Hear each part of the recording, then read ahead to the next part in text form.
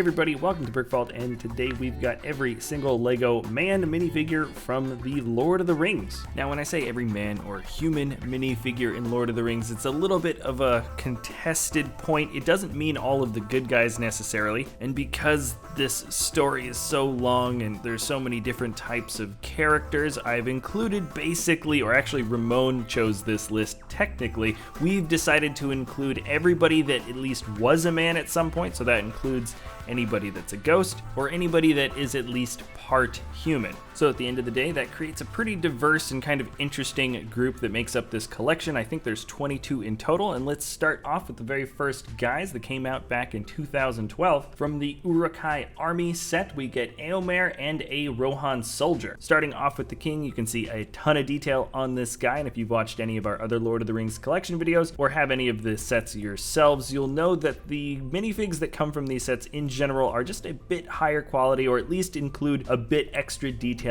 compared to a lot of the other themes. The gold embroidery on the helmet really works, and even though he's got a green cape, you can see detailing on the back, and the shields are probably some of the coolest shields that I've seen come for any LEGO minifig. The expressions for his face are awesome and exclusive just to this guy, and Éomer sells for $16, but interestingly enough, the Rohan soldier that comes along with him is slightly more expensive, coming in at $17, and he might not be a king, but feels pretty much just as detailed. He doesn't have the embroidery on the helmet, but I like that the torso piece here has been molded in gray, but then the chainmail has printing for both kind of the flat silver, and then some of those plates of metal are even a little bit more reflective. A nice detail to include, great expressions as well. And then the next fig to come down the line is Aragorn. He first appeared in Attack on Weathertop. He also came out in the Battle of Helm's Deep set, and then later the pirate ship Ambush. Back in 2012, they weren't really doing dual molded legs. I have a feeling this guy would have benefited greatly from it though, because of the printing for the coat that goes down the torso in front of the legs. I particularly like the stubble printing technique on the face. I think it looks better here than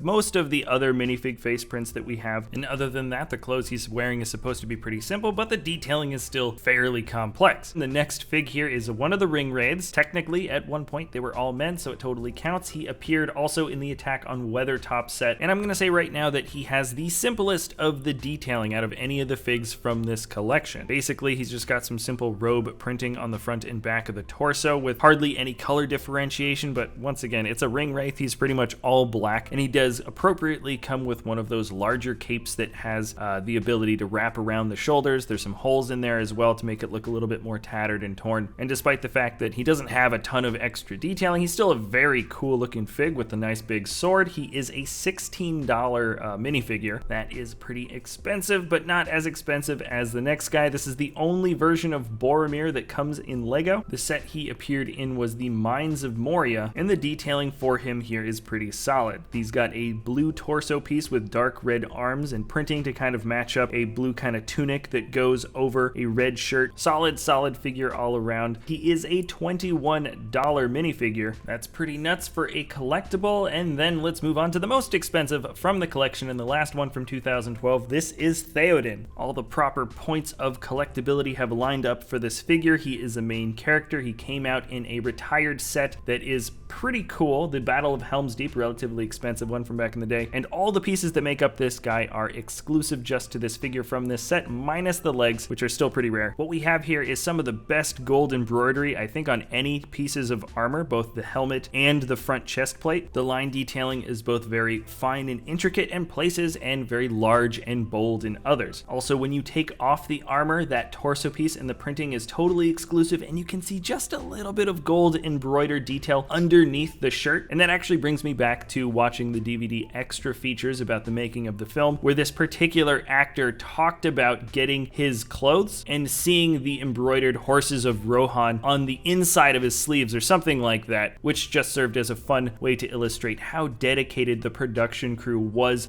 to the making of this film. It was so detailed, and I love that LEGO kind of embodied that when they decided to create characters and minifigs based on not just the books, but also the film production that went into making them. All that being said, he is a $33 minifig, just this guy here. And let's move on to 2013, where we get Wormtongue. Appropriate that he should come in line after Theoden. He appeared in the Tower of Orthanc set, a really big, awesome one that we have here in the studio still. Definitely not the most wholesome of characters. He's got a great bit of printing that goes along the front of the chest. That fur printing also goes onto the back of the torso piece, though it is kind of blocked off by the cape. And if anything, it almost feels like they overdid the unhealthiness of what Wormtongue looks like. And he actually comes in at second for the most expensive fig from this collection, being $27. That Tower of Orthanc set was really, really big. Now for this next figure, I'm totally surprised he actually made it into this collection. We have the Mouth of Sauron. In the Return of the King book, he is described as having once been a man. So technically, he does make the list. He appeared in Battle at the Black Gate, and he takes the cake for probably being one of the coolest and most creepy figs to come out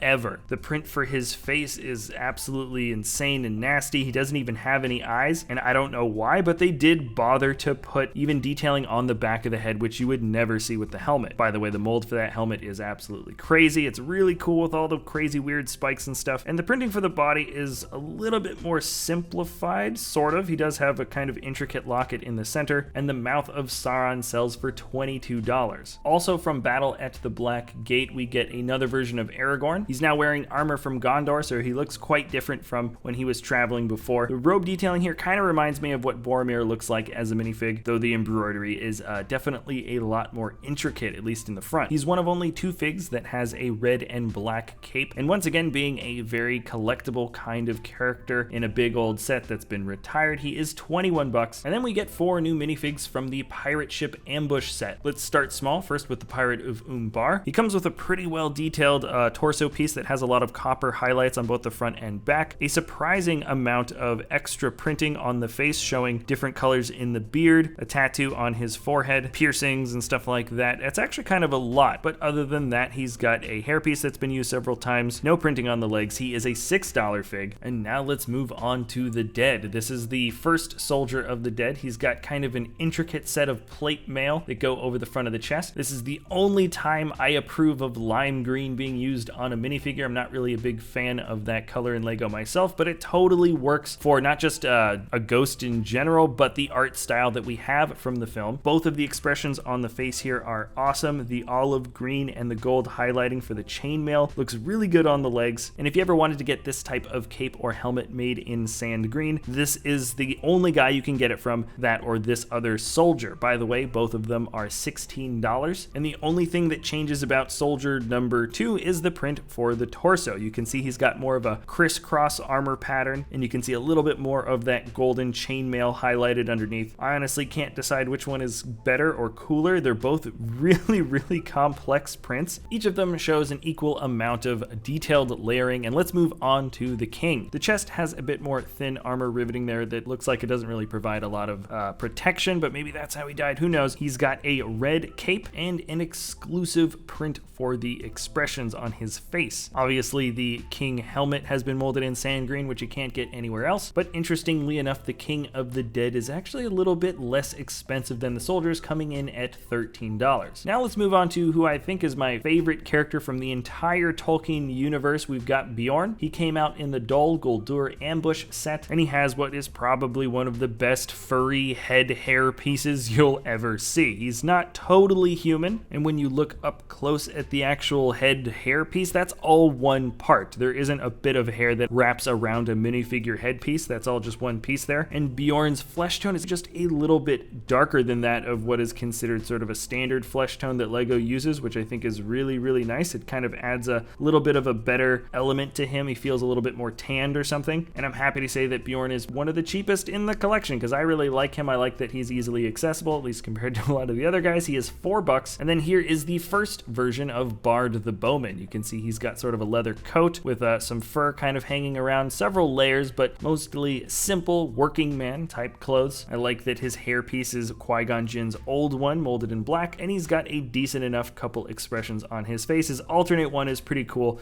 showing all this sort of burned destruction from Lake-town. He did come from the Lake-town Chase set, and he sells for $7. Now, from the same set is the Master of Lake-town. I'm putting this out there right now. He's probably got one of the top 5 best head, hat, hair pieces that Lego makes, and combined with his really goofy set of expressions with the big front teeth and flamboyant big red bow, he's probably one of the more interesting looking characters out there. His cape is also dual colored with red on the inside and purple on the outside. You can actually feel a little bit of a different texture for the red, like it was printed on top of just a regular purple cape, which is a slightly different technique for multicolored capes Lego makes. I know it's a weird thing to point out, but it is there. He is $13. Then we also got a Lake-town guard, which is a very interesting and unique looking guy too. The helmet alone is enough to make this guy really stand out against the crowd, but he's got bright purple, which is very uncommon, especially from the Lord of the Rings series, and it looks pretty good with the flat silver arms and the more highlights of chrome or sort of flashy silver printed onto the shoulders and also the legs. Really good looking guy. He's kind of weird. He doesn't honestly intimidate me so much as a guard. He feels a little bit too colorful or cartoony, but definitely a fun and interesting character. It honestly reminds me of a combination of armor pieces you might get if you were playing World of Warcraft. He appeared also in a polybag set along with the Lake-town chase set. He is $12, and that is the last of it for 2013. Let's move up to 2014, where we get the second version of Bard the Bowman. And this guy's kind of a funny minifig, at least in terms of the way he was released. He appeared in the Battle of Five Armies set. He also came with a Hobbit DVD, and some people decided to try to pay a lot of money for him because he also appeared at San Diego Comic-Con back in 2014 also. I'm sorry to say, if you paid a lot of money for this guy as a collectible, you paid a lot of money for just the San Diego Comic-Con packaging, because he is really just a $4 fig. There's nothing different about him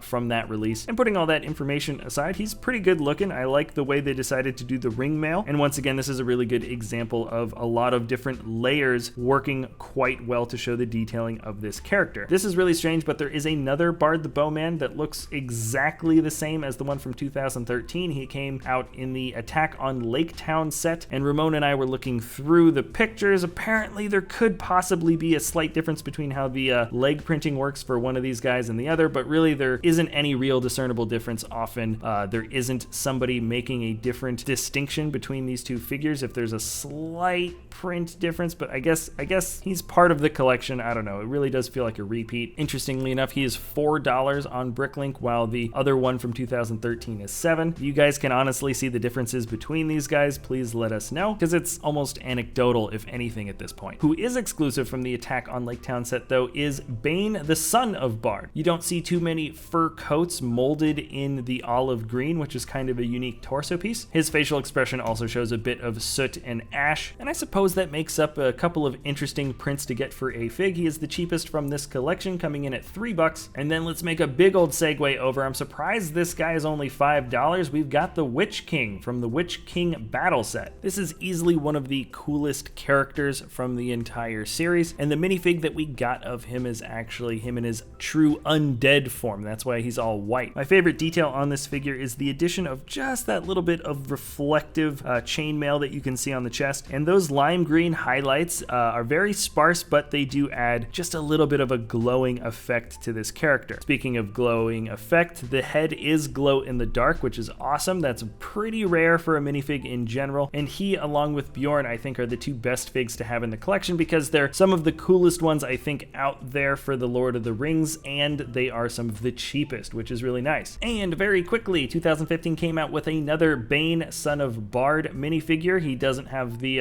olive green, it's more brown and some dark tan. He appeared in a Hobbit DVD Battle of Five Armies Target exclusive, which because of that makes him actually pretty expensive. He is $17, though probably the least interesting minifig to get from the entire series of Lord of the Rings releases. But thus is the world of collecting, and that is all 22 of the figs for the men, or the humans, of the Lord of the Rings. When it comes to another figure that I would like to add to this particular collection for the future, I honestly think it would be really cool to get a later version of the Witch King, or just the Witch King in his black armor, because he had one of the coolest helmet pieces, and because that character was so iconic throughout the films and in a lot of great scenes, I'm surprised that he doesn't actually exist already.